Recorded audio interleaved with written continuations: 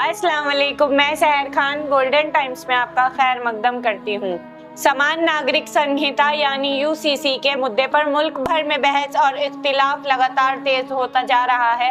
इसी सिलसिले में all India Muslim personal law board ने एक बार फिर सख्त एहतिजाज दर्ज कराया है। बोर्ड के कौमी तर्जुमान डॉक्टर सैयद कासिम ने यूसीसी के हवाले से साफ लफ्जों में कहा है कि इसे किसी भी सूरत में कबूल नहीं किया जा सकता। उन्होंने कहा कि सबसे बड़ी एतराज इस बात पर है कि किसी भी सूबाई हुकूमत को यूनिफॉर्म सिविल कोड लागू करने का इख्तियार हासिल नहीं है। उनके मुताबिक ये इख्तियार सिर्फ मरकजी हुकूमत के पास है। डॉक्टर कासिम ने आगे कहा कि दास्तूर यानी संविधान में भी मरकजी हुकूमत को ये इख्तियार कुछ शराइत के साथ दिया गया है।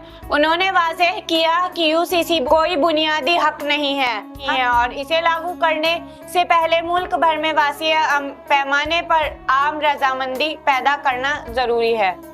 उन्होंने ये भी याद दिलाया है कि इससे पहले हुकूमत इस मसले को लॉ कमीशन के सुपुर्द कर चुकी है, जहां रिपोर्ट में ये बात सामने आई थी कि मुल्क में फिलहाल ना तो यूसीसी की कोई ज़रूरत है और ना ही ऐसी कोई इमरजेंसी सूरत हाल है जिसमें इसे लागू किया जाए। देहरादून से शाइना परवीन की रिपोर्ट। का काम है कि वो यूनिफॉर्म सिविल कोड ऑफिस करे और उसके लिए भी पहले सब लोगों को सहमति होना चाहिए। और यही वजह थी कि 21वां हमारा जो लॉ कमीशन है उसको ये जिम्मेदारी दी गई थी कि वो लोगों के दरमियान सहमति बनाने की कोशिश करे।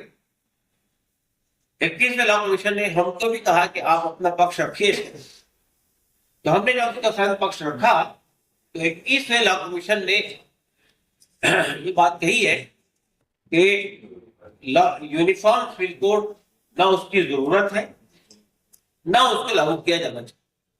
ये बात 21वें लॉ कमीशन ने कहा चौहान साहब ने। उसके बाद 22वां लॉ कमीशन बना तो उसको भी ये जिम्मेदारी दी गई थी, लेकिन 22वें लॉ कमीशन ने भी अब तक के इस पर कोई बात नहीं। तो हमारे यहाँ जो सहमति बनाने के माध्यम है वहां से तो जवाब आता है कि आप इसको लागू नहीं करेंगे।